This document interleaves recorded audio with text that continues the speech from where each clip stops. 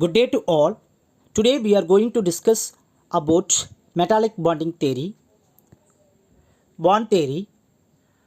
Bond theory is a quantum model which gives an insight about the possible energies of electron in the solids in order to understand the electrical and optical properties of solids. This theory is based upon molecular orbital theory.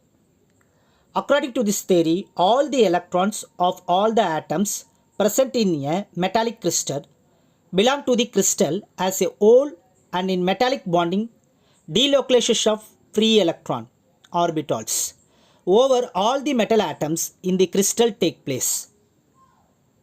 Like when two atoms come closer, their atomic orbitals get overlapped to form new orbital called molecular orbitals. When large number of atoms are in close association, as in case of solids, the discrete nature of energy levels of atom vanishes, and there are formation of large number of energy levels having close energy differences, which in the other sense can be called a bond of energy levels or energy bonds.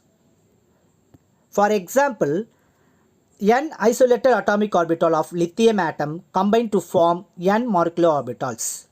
Lithium metal, by adding lithium atoms one at a time, forming lithium 2, then lithium 3, lithium 4, lithium 5 and so on, until we have lithium nitride, where nitrogen is very large number of the order of 1020.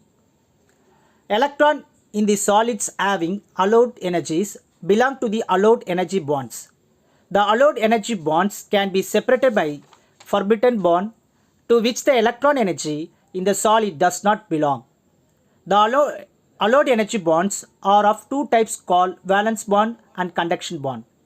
In a solid, valence bond and conduction bond can be separated by a forbidden bond, as in case of semiconductors and insulators. Hence, the solids have three types of energy bonds, which are valence bond, forbidden bond and conduction bond. Semiconductors have small band gap energy and band gap width. The band gap in semiconductors is approximately 1 electrical volt, and it is possible for an electron in the conduction bond to gain this small amount of energy and enter into conduction bond to have some conductivity. The solids whose electrical conductivity at an ordinary temperature is intermediate of a metal and an insulator are called semiconductors. It is in the range of 10 to the power minus 9 to 10 to the power 2 ohm inverse and centimeter inverse. They follow only a part of the applied electrical field to flow through them. Semiconductors are being used in the electronic devices such as radios, computers, mobile phones, televisions, automobiles, amplifiers. Semiconductors are being used in the formation of integrated circuits, transistors, diodes, photovoltaic cells, etc. Examples of semiconductors include silicon, germanium, antimony, boron, tellurium, selenium, etc. Intrinsic semiconductors. Semiconductors which are obtained by heating the insulator are called as intrinsic semiconductors. The crystals of fused silicon or germanium act as insulator at 0 Kelvin, but as the temperature increases, covalent bonds are broken. The electrons are free to move and thus conduct electrical current.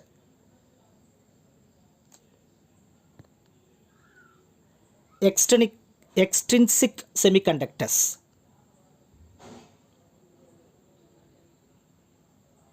Extrinsic semiconductors. Extrinsic semiconductors are basically intrinsic semiconductors whose conducting properties have been improved by adding extremely small amount of specific substitutional impurities called doping agent or dopants. The addition of doping agent reduce the energy gap, thereby allowing more electrons to flow from valence bond to the empty conduction bond. Usually one part of doping agent is added to 106 part of parent element. Example, silicon and germanium, etc. etc. Semiconductors which are obtained by adding impurities atoms to insulator are called extrinsic semiconductors. The crystal of silicon or germanium have very low electrical conductance in the pure state, but their conductance increases by the addition of impurity of a foreign substance like boron, phosphorus or arsenic. The addition of small amount of impurity to a semiconductor before it crystallizes is known as doping. These semiconductors are of two types. One is N type of semiconductor, second is P type of semiconductor. N type of semiconductor. When a small amount of phosphorus is added to pure silicon by doping process, some of the silicon atoms are substituted by phosphorus atoms. Each phosphorus atom forms 4 covalent bonds with 4 silicon atoms. Thus, 1 electron in each phosphorus atom is left free. These free electrons are involved in conducting current. It is known as N-type semiconductors. N stands for negative. P-type semiconductors. When a small amount of boron is added to pure silicon by doping process, some of these silicon atoms are substituted by boron atoms. There is an electrical deficiency which creates a positive hole at this site. When electric field is applied, adjacent electron move into positive holes and thus new positive holes are formed. The migration of positive holes continues and silicon crystal conduct electricity. It is known as P-type of semiconductor. P stands for positive. Thank you.